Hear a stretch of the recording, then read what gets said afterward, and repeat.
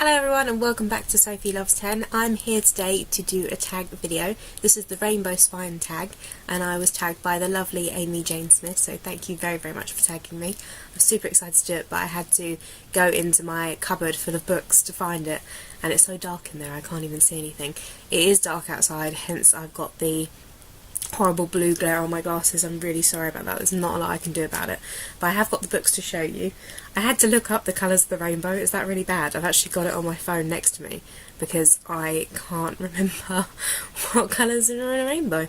Apparently I didn't learn anything from school. So I have the colours here. I have them, I think they're in the wrong order actually, but they are the books that I've picked. The red one is the first one, and I have Roses by G.R. Mannering, and she is another booktuber on YouTube, and this is her book. She's written this book, which is for ages 12 and above, and she's also got a book, I believe 2 picture books as well. I bought this because I heard her speaking about it and I thought it sounded awesome. This is a Beauty and the Beast retelling, but it's very fancy science fiction-esque as well. Our characters are really interesting. I'd really like a second one to this, to be honest. It had a very unique ending. And this one, I'll read what it says inside. She bears no name. Her silvery appearance is freakish to the numerous inhabitants of Sago, the cosmopolitan capital of Perocco. With her mother vanishing an instant of her birth, she is said to live with a cruel, rich, mad Dane, and is punished daily for unknown reasons. Tauntingly named Beauty, she flees Sago in a violent uprising that sets out massacres all magics. She journeys to the farthest point of the country to escape certain death. But Beauty cannot hide in the grassy highlands forever. Before long, the state officials find her and threaten to take her back to war-torn Sago, where death surely awaits. In a midnight blizzard, can't speak today. In a midnight blizzard, she escapes them, running into a deep enchanted forest to a great and terrible beast who will strike a bargain for her life. But can Beauty accept Beast? Eternity is a long time. So she's actually not. She looks very different from everyone else, so they call her Beauty to taunt her, and it's an interesting take on Beauty and the Beast. I think I gave it like 4.5 stars on Goodreads. That was my red book. Next one's orange, and this is kind of orange on the spine. This is Helen Hath, 84 Charing Cross, and I picked this up in a charity shop for like £1 or something, and I heard about it and I thought it would be a nice little book to read. This is basically all letters from a woman who lives in New York to a bookshop, Charing Cross, 84 Charing Cross, which you can still, I think it's a McDonald's on Charing Cross Road now, I believe. I don't think it's a bookshop anymore, but you might want to look that up if you want to. And she sends letters to this bookshop because she's looking for particular books, and they send them to her. But it's really, some of the letters are like, I've enclosed, I don't know what the money would be, but like 2 shillings for this book. Your kind regards and stuff like that, and it's just really interesting. The story plays out and how they have this lovely friendship, and she goes to visit the bookshop, and it's a really nice little book, but they talk about different things and it all comes up, but it's all done in the form of letters, which I really enjoyed, and I've read books a little bit like this before and I've enjoyed them as well. So if you want a little nice book, there's no romance in this. It's all a friendship orientated book, and I really enjoyed this. For yellow, this is actually the yellow one, I've got How to Build a Girl by Caitlin Moran. I read Caitlin Moran's other book and I started reading it on my Kindle, I think, and I really didn't get along with it. I can't remember why. There was a chapter about shaving legs and stuff, and I was like, I don't really want to read this anymore, so I gave up on that. However, I did pick up this one and decided to give Caitlin Moran as an author another go, and I really enjoyed this. This is basically a coming of age novel about a girl who loves music, and she works within the music industry, but she's very young and lots of things happen to her, and she's got a very interesting life, and I thought it was a really funny book. I really enjoyed it a lot. I mean, on the back it says The Guardian's put laughing out loud is just the start, and it really is. I was laughing at this book like out loud, which I never do. I'll read the back again. It says, "My name is Joanna Morgan and I'm 14 and I've just decided to kill myself. I don't really want to die, of course. I just need to kill the old me and build a new girl. Dolly Wilde will be everything I want to be and more. But as with all the best coming-of-age stories, it doesn't exactly go to plan," and that is exactly what happens. And she has a really, really interesting family, and different things happen to her. And all in all, I thought this was a really nice coming-of-age story.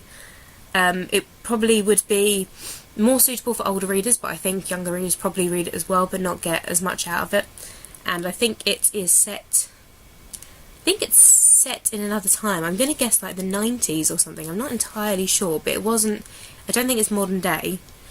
There's references to different music and stuff, but for the life of me I can't remember exactly what it was now, because I read this quite a while ago. But I did enjoy this book a lot, and if you didn't get along with How to Be a Woman, I would recommend reading this, because I really did enjoy this by her, and I love the pages. They're all black and awesome.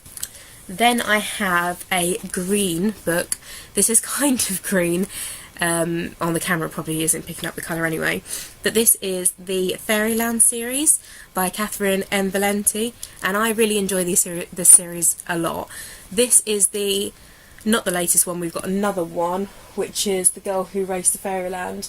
This one, however, is the fourth one in the series, I believe. I did speak about this before on my channel. But this one's slightly different, because we usually have the character September that we follow, but this is a boy instead, who... September is a human that goes to the Fairyland realm, but this is a troll from the Fairyland realm that gets sent to the human realm. So we've got a bit of a different story here. It's also like a bit of a coming of age novel. There's some interesting things that Catherine does in her book. So we have like a list of characters to begin with, and they're introduced, and the chapters, the way the chapters are shown in each opening, it's a bit like it is an adult fairy tale. It's very interesting, very engaging, takes you to another world, which nicely leads me on to my next book for Blue. I wanted to do a different one of his books, but that was yellow, and I wanted to mention How to Build a Girl, so I've got this one instead, which is Walter Moore's books, and this is the City of Dreaming books. I believe Walter Moore's is German, and these are translated. The book that I really, really enjoyed of his is 13½ Lives of Captain Blue Bear. Sorry, they're all quite chunky, big books, his books, and I really, really enjoy them. I have one more of his books to read, which is the Labyrinth of Dreaming books, and I haven't quite gotten to that yet. I haven't been in the mood for his book lately, but 13½ Lives of Captain Bluebird definitely was my favourite one out of his books. This one is, we're in a world with this, like it's the same sort of world. We don't have any set of characters that we follow. Each individual book follows a different character. Rumo is something else. Rumo's a dog. Captain Blue Bear, sorry. And then we have The Alchemist's Apprentice, which is a cat, and that's a really cute story as well.